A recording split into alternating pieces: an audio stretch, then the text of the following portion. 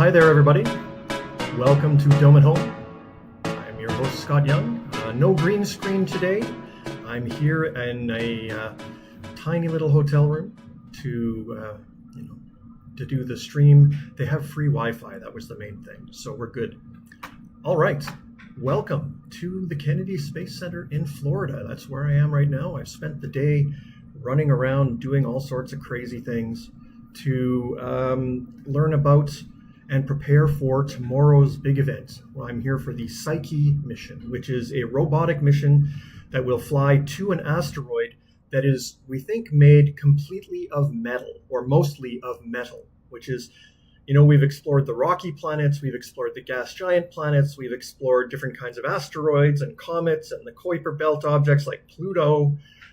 The only kind of object that's left, aside from the sun, and we've explored that not quite with a landing or anything like that, but certainly we've been looking at the sun for a long time. The only kind of object that is left that we have not been able to observe are objects made of metal, and there's very few of them, but they're related to the cores of planetary objects like the Earth. Now, the Earth's core is a big ball of molten metal down in the very center of the Earth that is very, very deep, very, very hot, high pressure, very difficult to explore. It's actually easier to get into space than it would be to go down to the center of the Earth. So it turns out that there are a few of these metal objects out there, like the asteroid number 16, Psyche. And we think that these asteroids are actually maybe the beginnings of planets that started to form and developed a core, but then a collision tore off all the rocky outer parts as the planet was forming and sort of stunted the growth. And so all we have left is basically a frozen planetary core that is just sitting out there in space. Or it might not be that. We really don't know. One of the reasons for going to the Psyche system is to actually figure out what it is like, what is there. We really don't know a whole lot about it. That might sound a little weird considering there's now a $1 billion spacecraft getting ready to launch off the pad tomorrow. But it is, when you talk to the NASA folks here, they've been so excited about this kind of mission. I mean, we send stuff to Mars all the time. It's still pretty cool, but we do that fairly regularly. We got probes to Jupiter, and there's another one going soon. And, the big planets get a lot of press, I guess. But asteroids often don't, and they really are fundamental to our understanding of how all the planets came together and the solar system in general. I mean, they've played a huge role in our own planet's formation. We think dinosaurs, ushered off the Earth by an impact of a small asteroid, collisions, asteroids, accretion, all of those things in the early days of the solar system, really, really fundamental to how our own planet came together. But we don't know what we're going to find, and that's really exciting to all the people that I had a chance to talk to today. Now, you might not notice I'm pretty excited myself. I was thrilled to be invited by NASA to come down and join the NASA Social. And so if you look at hashtag NASA Social, you will find all sorts of posts all over the agency's different, Facebook, Instagram, X, formerly known as Twitter. I think there's some.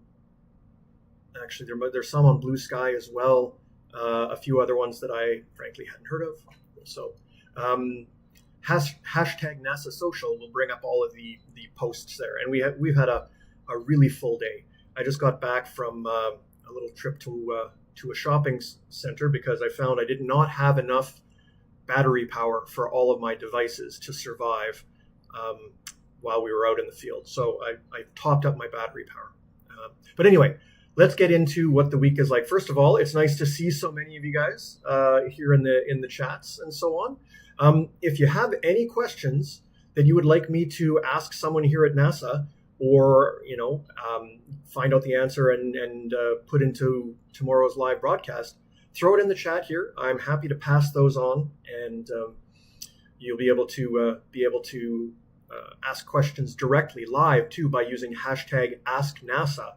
And so during the broadcast, they keep an eye on their social media feeds, which is brand new for NASA. Let's face it, NASA TV, if you ever remember watching NASA TV on the when it was on cable, often it was just a live feed into mission control and nothing was happening and there was no narration. So it kind of got this reputation of being, the channel where nothing happens, except in those few moments when there's something going on and they would do some programming. That's all changed here at NASA. I'm probably the oldest guy here, with the exception of maybe Bob Cabana, who's the associate director. Everybody else is 20 something, and they are all very keen and very open and very excited about sharing stuff through every media. So really awesome to see NASA embracing social media and inviting folks to come and share to their own audiences, because I run Dome and Home, and through the museum, I'm kind of a space nerd, and so the people that watch the show are probably also some variety of space nerds. But some of the people here don't do space content. There's a couple of video gamers that basically just have lots of followers on their channel and like to do fun things, and so they're here to cover the launch. There's a travel reporter who just picked this as a neat travel thing in Florida. There's a fashion photographer who normally just shoots fashion, has decided to branch out and do more photography kinds of things and picked this as an event. So here's a bunch of people that are watching a fashion show or a fashion-based channel, and they're going to get a dose of NASA. So it's really ingenious, I think, actually. So, all right, let's get into some of the content that we have seen here. I have to say, I don't have editing facilities here, so there might be a little bit of roughness in terms of how things come together, but hopefully we'll be able to share some of this. So this is the image that is, all over the place. If you read anything about Psyche or the mission, this is an artist's depiction of what the asteroid is expected to look like. All of the people that I've talked to said it's not going to look like that. I mean, it's going to have some craters on it, and it's going to be kind of that shape, kind of slightly egg-shaped, roundish, maybe potato-ish, but we don't know until we get there. And so the mission is actually designed to look for these basic things on the way in before it gets too close, because the only picture of Psyche that we currently have is a fuzzy dot only several pixels across. It's out there in the main asteroid belt between Mars and Jupiter, and so it's pretty far away, and we really don't get the ability to see it up close at all. I mean, really, all we know is that it's about 300 miles across. Sorry, down here, everything's in miles. And it rotates once every 4 hours. That plus the metal content is really all they know. So we don't have a new image of Psyche yet, but we do have... today was basically spent hearing about Psyche, and we got a chance to, I was kind of blown away by this. We got a chance to meet the director of the Jet Propulsion Laboratory, who is Lori Leshin. She's the new director. And Lindy Elkins-Tansen, who is the principal investigator on Psyche. Basically the person who wrote the proposal saying, this is what the spaceship should do, and so give us money to do it. Usually we don't get to talk to folks like that. I mean, those are the people that you see answering questions at Congress or from the president or something like that. It was pretty impressive to just be sitting in a room with these folks, and then for them to be such amazing people. Well, I'll let you see some of the footage I captured at the beginning here, and you can see what I see. Mostly I'm on X, but I also hopefully we can get some audio from there. A little bit on Facebook and on Insta. I usually post nature photos, not the space, but love to connect with you all there. And I'm a Virgo. I'm just saying. I like them all. I just think it's a fun icebreaker. Go start you all there. Yeah, but we officially have to agree that doesn't actually mean anything, right? Because we are scientists. So that's Lori Leshin on the left, and she's the director of JPL, and Lindy Elkins-Tansen on the right.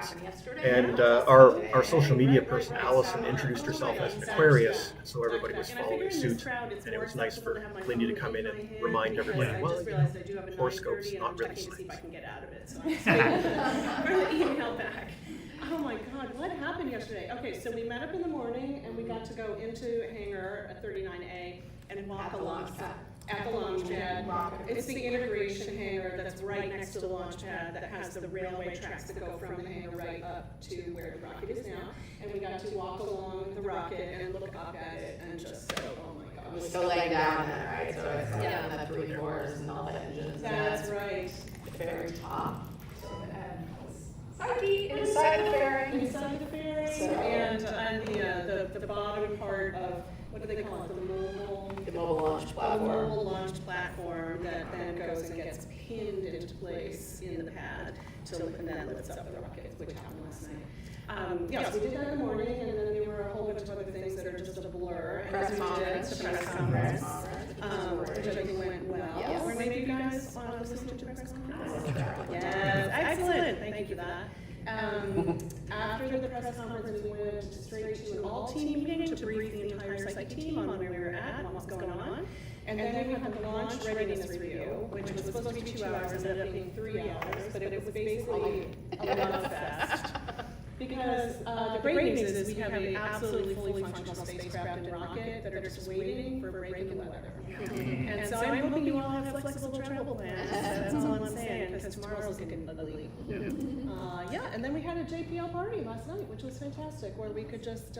So I know the sound there is a little bit difficult, but But the really, I thought the most touching part of the Pretty party great was to, that we to chat really with these took the folks. time Let me to see thank if the I can families, because so many people's families have come. You know, what it takes to be on this team, whether it's Lori or. Okay. Yeah, I can't make it any louder, unfortunately. But super amazing folks, very inspirational. They had a couple of neat anecdotes about how they got started in working at NASA, how they came to this field. I mean, Lindy is not a space scientist; she's a geologist kind of person and engineer, and wanted to do a little bit of work on this, and had basically this theory that she threw out that these metal objects out there could be very useful to learn about. And some folks basically called her up and said, hey, we should do this, and it turned into basically a decade of her life now. Really, really great. We only got about half an hour with them, but I do have more footage, and I'll bring that to you in a dome at home where I can edit things together a little bit. It was very, very cool to see them. And then we went and did, I'll get some of our stills here. One of the first things we did actually was we went into this weird alleyway between 2 buildings, and there was this urban assault vehicle sitting there.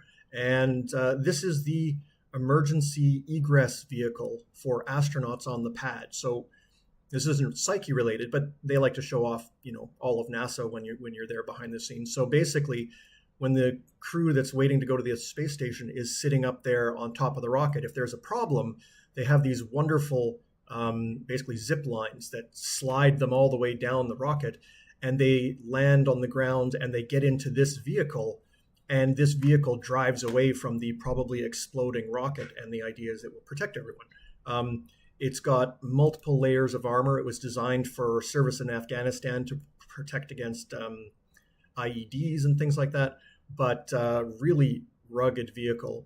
We got to go inside. I've got some footage of me and a couple of the other social participants just trying to fit in there. And we determined that while you could fit 8 astronauts with spacesuits in there, I think you could fit a whole lot more social media people, because at that point we had just crammed the entire crew into the back of the vehicle here. And then at the end, they fired it up and drove it away, and it sounded like a freight train. It's just this massive engine. Now, they've never had to use it, and there's never even been a situation where there was, in the very early days, there was a system in the Gemini program where the rocket did not lift off the pad. It lifted off about a 1/4 inch, and so all of the connectors and holding devices were loosened, but then the engine stopped, and so they were just sitting up there at the mercy of the wind. Now, that particular spacecraft you couldn't get out of quickly. They had ejection seats, but they never actually used them.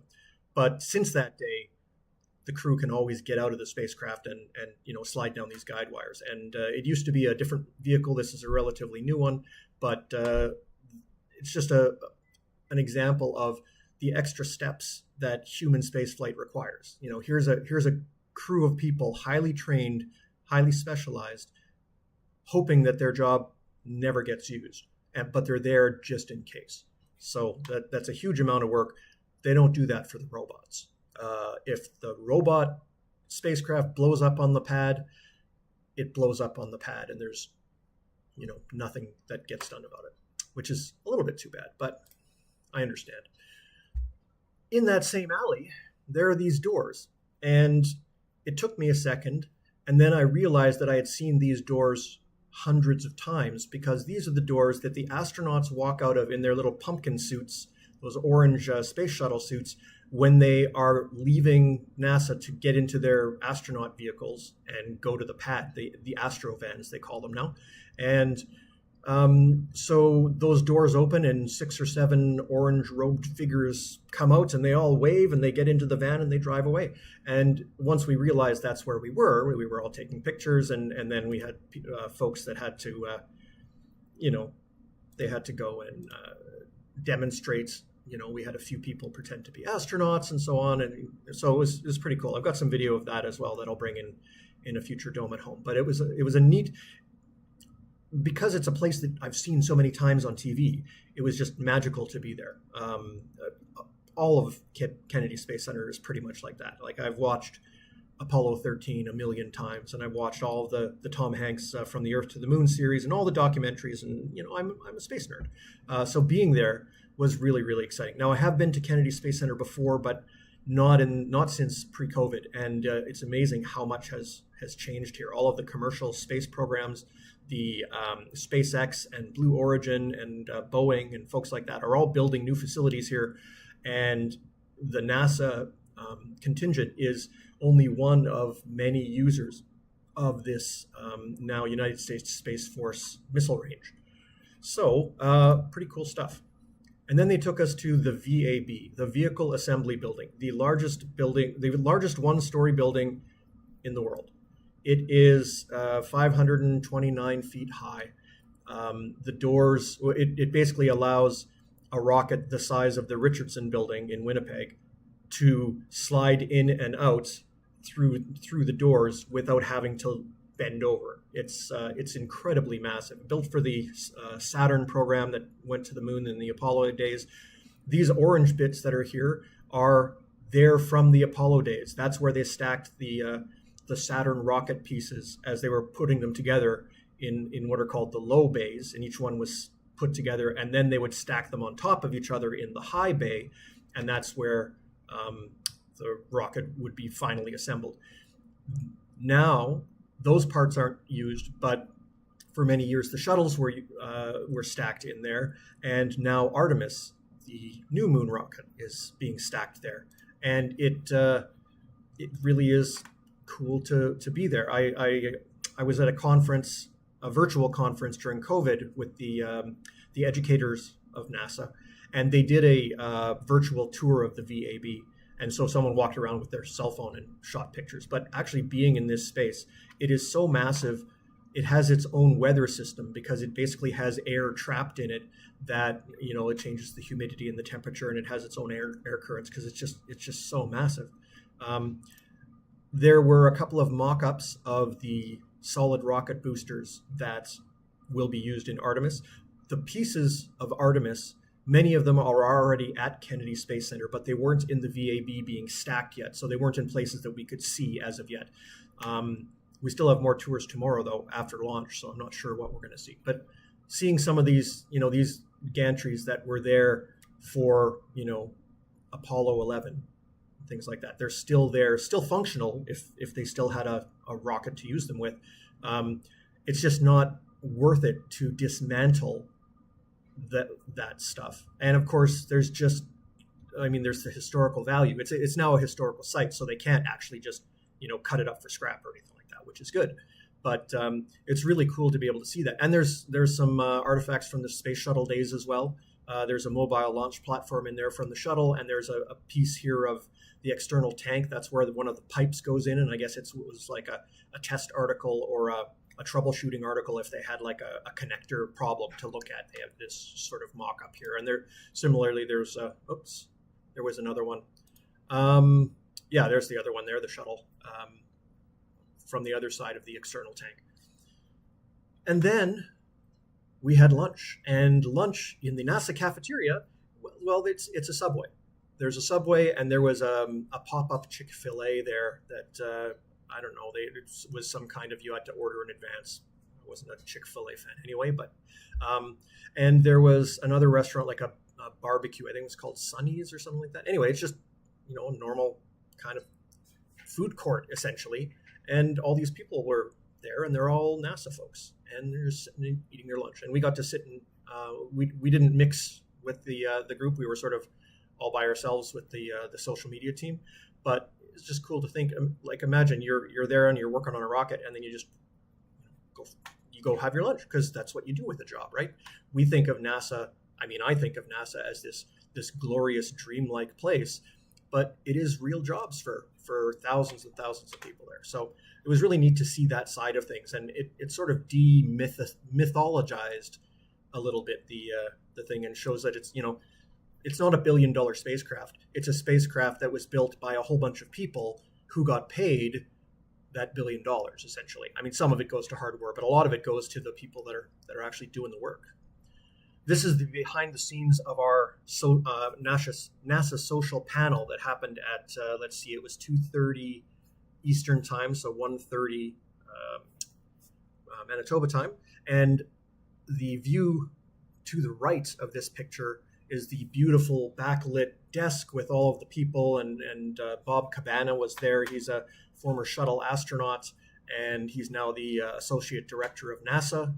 So again, big wigs that we got to chat with. These are some of my NASA social participant colleagues, just chatting before the event. And then, from behind, when you look behind the scenes, it just looks like, there's desks and cameras and stuff like that. But when you see it on NASA TV, you only see that carefully presented area. And that was something that one of the people raised. Often when we look at this, we see or we hear the polished version of the facts, and we don't see the multiple challenges and multiple failures that occurred to lead up to that point. We just see the result and think, oh, that looked easy. People make it look easy. Well, that's not NASA at all. They embrace the challenges. They embrace the failures that they've had. Every single person at the panel said, oh yeah, there was this time when blah, and it was just terrible, but we picked ourselves up and we, figured out what the next steps were, and we fixed it and we moved on. I think that's what NASA is about. It's not that they're all brilliant people. It's not that they're the best and the brightest, although that might be the case in some cases. I think it's that there's a culture of, failure is not an option. That famous quote from Gene Kranz, the mission control director in Apollo 13, and for many of the Apollo flights. Failure is an option. You can always just give up, but that's not the NASA way. And so this mission, Psyche, was supposed to launch last year, and partway through their development, COVID hit. And so they were just in the process of starting to write all the new flight software, because they were using a new system, and they were going to have all the benefits of this. And then JPL closed for months, and nobody did any work. And so they fell behind. So anyway, there was these great stories of how this mission, it got delayed a year, and then just last week they delayed it another week because they found some additional things they wanted to look at with the thrusters, and got that squared away. And now we're sitting here at the pad, ready to launch in 14 hours, something like that. Can't do math this late. Yeah, about 14 hours. 10:16 Eastern time, 9:16 your time in Manitoba. And so it is going to be an interesting day. Let me go back to a couple of the other things that I was able to see. Let's get rid of these images, and let's get rid of that. And this was my favorite part of the day, I would say, because it's something that I've never been able to do before.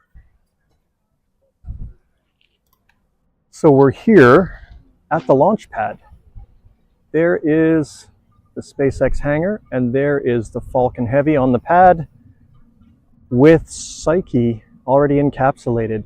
Hasn't been fueled yet, so that's why we're able to stand this close. We're about 100 meters away, maybe 150 meters, and that's pretty cool.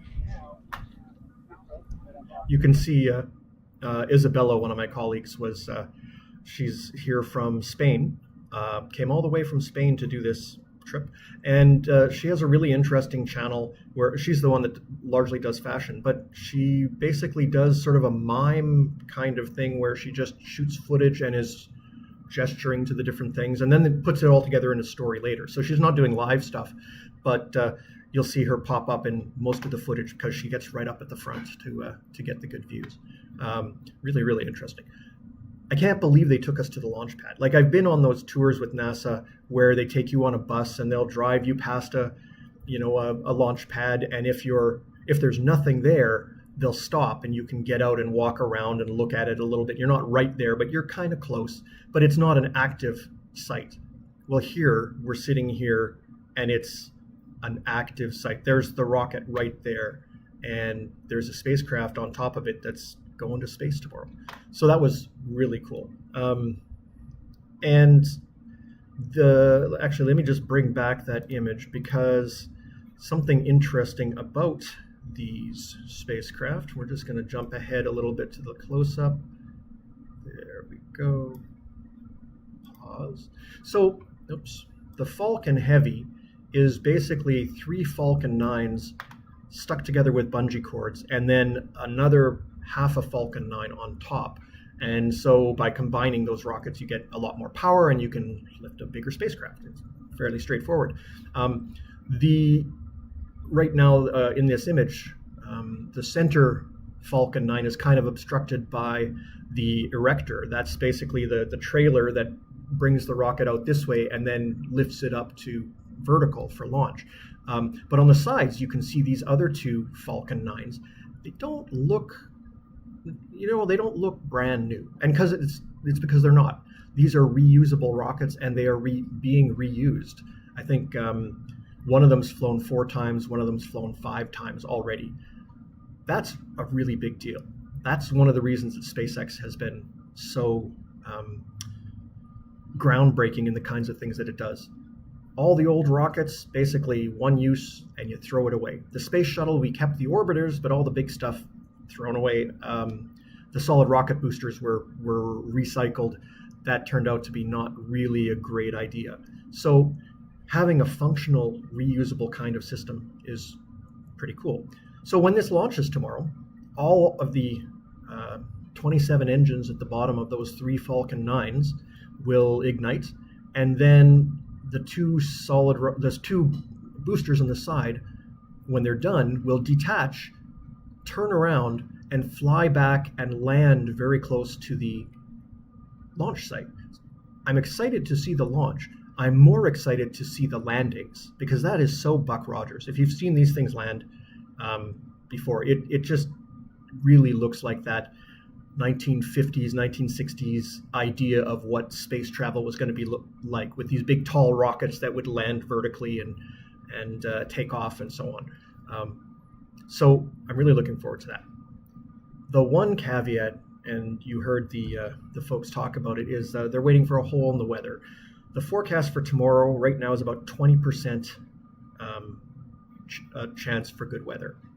Not great. Actually, when I landed here at Orlando while I was waiting for the rental car, the weather forecast was forecasting tornadoes for Thursday, which I'm pretty sure they won't launch during a tornado.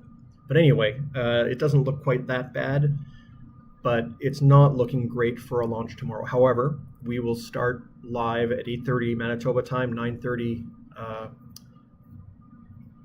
Eastern to cover the launch. I'll be at the launch site, at the press site, which is right where the big countdown clock is, and we'll be broadcasting live. We'll also have some folks from NASA around that we can chat with, and If the weather cancels us, we'll come back the following day. There's a chance for it to launch on Friday. Unfortunately, if it also gets bumped on Friday, well, and the weather's 50-50 on Friday. If it gets bumped on Friday, I have to come home anyway because Saturday is the partial solar eclipse that we are running an event for in Assiniboine Park that I basically have been helping to organize, and I can't not show up for it. So if the launch doesn't go Thursday or Friday, I might not be here to see the launch. So I'm really hoping for the weather to clear and we'll get one of those two opportunities. But, as one of the teams said today, we discovered the asteroid Psyche in 1852. We've been waiting a long time to take a look at it. Another week is going to be okay. It's not, not going to kill us. So that's a good outlook. Okay, let me see here. I think I had another piece that I could bring up. Maybe not. Yeah, it's been a challenge to collect all of this stuff. I did go live a couple of times during the day, but surprisingly, the Wi-Fi reception out here is terrible at Kennedy Space Center. Partly because if you're in a building, all of the buildings have been hurricane hardened, and that's bad for Wi-Fi. That just means extra concrete, and it cuts down on your reception. And in the rest of the spot, I don't know if it's because there's so many other signals or whatever, but it really doesn't have great reception. So there's only a couple of places where we could feasibly go live without it being really, really jaggy. So that's why we came together at the end here to try and show you a sneak peek of what was going on. So for tomorrow, we will be heading, I have to be up with the Dawn Patrol. We have to be at NASA right around, oh, good, this battery's going to run out too. We have to be there right about 8 o'clock our time, and hopefully we'll know actually by then whether the weather has canceled us or not. But join us tomorrow for launch event beginning at 8:30 Winnipeg time, which is 9:30 our time. Launch is scheduled for 10:16 Eastern, 9:16 Central. I hope to see you there, and I hope we get a good launch. Thanks, everybody. If you did have any questions, drop them in the chat, and I'll leave that on for a moment so that I can get those, collect them, and pass them on to some of the NASA folks. Nice to see you all, and we'll be back with more Dome at Home content soon. Bye, everybody.